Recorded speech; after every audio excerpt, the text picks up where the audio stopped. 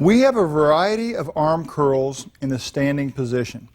And for each one, we're going to manipulate the grip or the handle, and we're also going to manipulate, for some of them, the adjustable arm. So pay close attention because there's going to be very specific things for specific types of curls.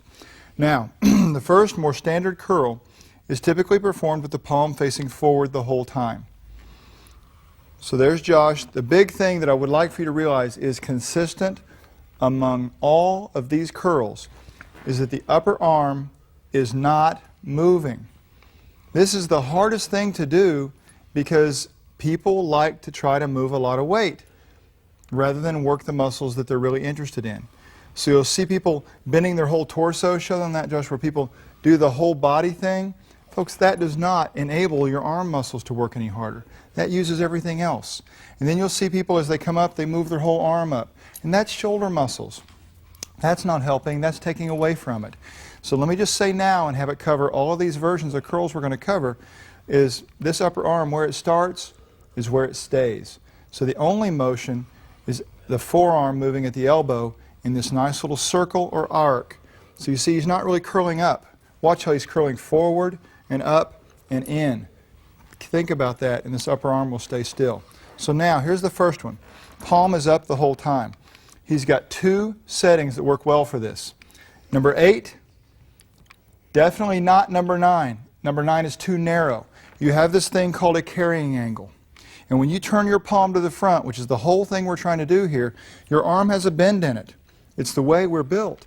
So you cannot go with a really narrow setting here. Please don't do that. So start with number 8, even potentially number 7. See? Will allow for that carrying angle perfectly. So there's a great curl where we're maintaining the palm up or supinated position, arm number 8 or arm adjustment number 7 on each side. Now, let's go back and take a look at this thing you've heard before called a reverse curl, where you're simply turning over and it's going to be palm down. Because of what happens in the body when your palm is down, so you don't have that bend anymore that you do when you're here. You don't have that bend. So you could go to this narrow setting of number 9 and do a reverse curl, no problem. Now, if you're a wider person, you may choose to bump that out one notch to number 8. And that'll work great for a reverse curl too. I'd like for you to realize there are very slight differences in muscular contribution from the arm muscles, the biceps, the brachialis, and the brachioradialis, with each one of these curls. It's most dramatic probably, you're not getting rid of your bicep, but this thing you'll probably notice most when you flip your arm all the way over is that you start noticing more of the brachioradialis. You haven't eliminated this, but you're just noticing this more, so there's a slight change in what's working. So rest for a second there, Josh. The next one I want to show you is the hammer curl.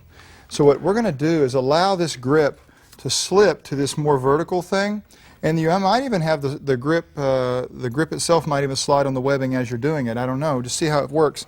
But Josh has actually grabbed all the way around.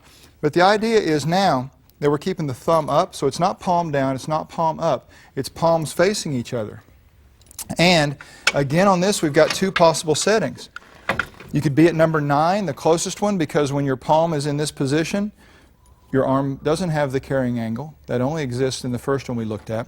So you could be here, or again, a little bit wider person depending on your skeletal structure.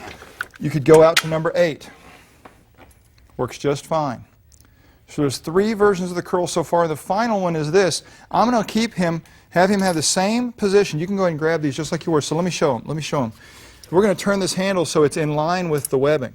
It's not across it like this. And he's going to grab it so that all that webbing that's pulling on him and the rope is coming off of his pinky side of his hand.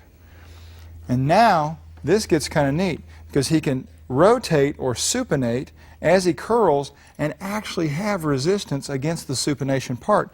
You see, normally we only have the resistance, like if you have a dumbbell and you do supination, there's a resistance on each side of your hand, each side of the dumbbell, so the turning part is not resisted, which is fine. And you could do that here by going back to your normal grip position, right? And then as he turns, this thing could kind of turn in his hand. he could just kind of do that kind of thing. See where it's still pulling off of both sides of his hand.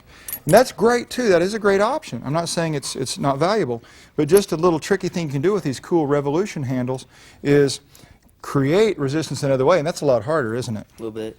Now, because we're ending up in the supinated position at the top, I'm going to recommend that you again go with position number 8 or even position number 7 for this rotating or supinating curl.